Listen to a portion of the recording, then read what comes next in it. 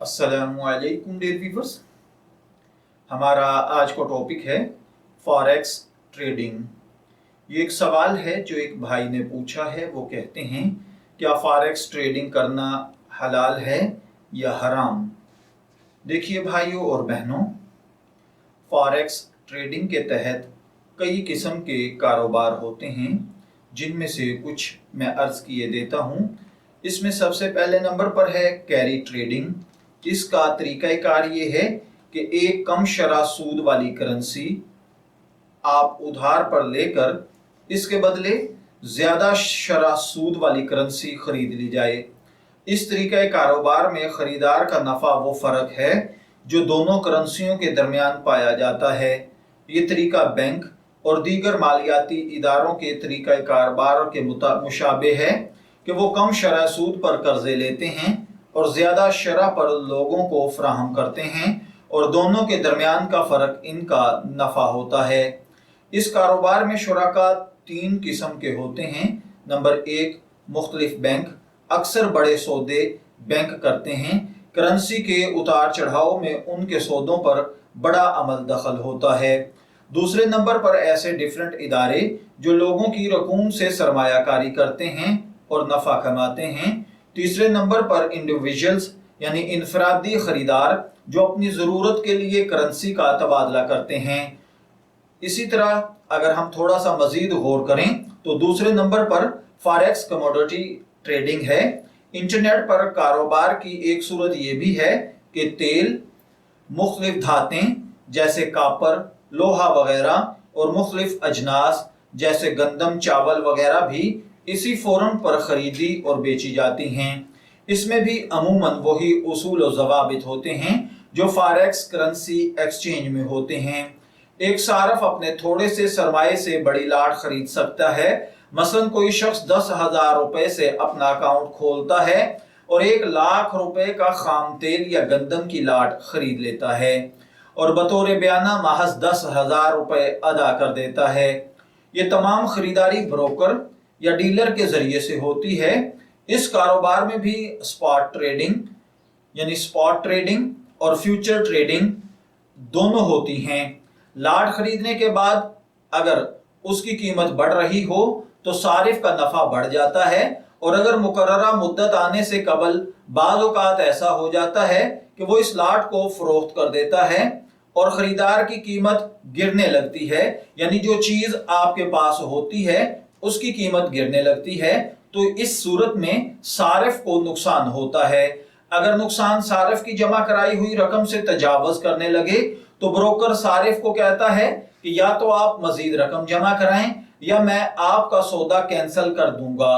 अगर खरीदार मजीद रकम जमा न कराए तो ब्रोकर पूरा सौदा कैंसिल कर देता है। यानी ये कि स्क्रीन पर जो सौदा सारिफ की मलकियत दिखाया जाता है हकीकत में उसके खिलाफ होता है, और सारिफ की मलकियत सिर्फ सारिफ की जमा कराई हुई रकम तक महदूद रहती है। अब इसके लिए आप फिकही अहकामात सुन लीजिए। करेंसी की बै शरन बै सरफ है, जिसमें बदलैन पर मजलस में कब्जा जरूरी होता है, जबकि दोनों जानिब से या किसी एक जानिब से उधार नाजायज है। लिहाजा स्पॉट ट्रेडिंग या फ्यूचर ट्रेड ऐसे तमाम सौदे नाजायज हैं जिनमें करेंसी की खरीदो फरोख्त उधार होती है या नकद होती है, मगर अकद के दोनों फरीक या कोई एक फरीक अपने हक पर कब्जा नहीं करता। तो इस सूरत में यह होता है कि अलहासिल तकाबिज ना पाए जाने की वजह से ऐसे सौदे बातिल होंगे और नफा हलाल नहीं होगा। इसकी दूसरी सूरत मुसल्लम उसूल ये है कि बेशर फासद से फासिद हो जाती है। फॉरेक्स के कारोबार में शुरूत फासिदा लगाई जाती हैं। मसलन स्वैप्स, ये शर्त लगाना कि एक मुकर्ररा मुद्दत के बाद बै को खत्म किया जाएगा, हालांकि बै ताम हो जाने पर लाजिम हो जाती है और जानबैन का इख्तियार खत्म हो जाता है।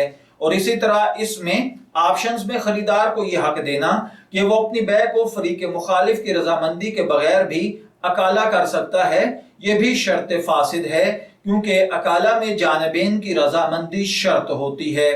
चौथे नंबर पर फ्यूचर पर सेल जो की जाती है, इसकी सिचुएशन हम अर्ज कर चुके हैं, जो कि नाजायज है क्योंकि बै का फौरी होना जरूरी है, मुस्तकबिल की तारीख पर खरीदो फरोख्त करना नाजायज है। 5वें नंबर पर इस तरीका कारोबार में एक कबाहत बै कबल कब्ज़ की पाई जाती है कि इसमें 80% लोग इस मार्केट में खरीदारी महज करेंसी रेट के उतार चढ़ाव के जरिए नफा हासिल करने के लिए करते हैं। उनका मकसद करेंसी हासिल करना नहीं होता, लिहाजा अक्सर खरीदार करेंसी का कब्जा हासिल नहीं करते और आगे बेच देते हैं। करेंसी के अलावा धात और अजनास की बै अगरचे बै सरफ नहीं होती, इस वजह से इसमें तकाबज़ भी शर्त नहीं, लेकिन इसमें बै कबल कब्ज़, बै मुज़ाफ इलल मुस्तकबिल और दीगर वो शुरूत फासिदा पाई जाती हैं जिनका अभी मैंने तज़किरा किया।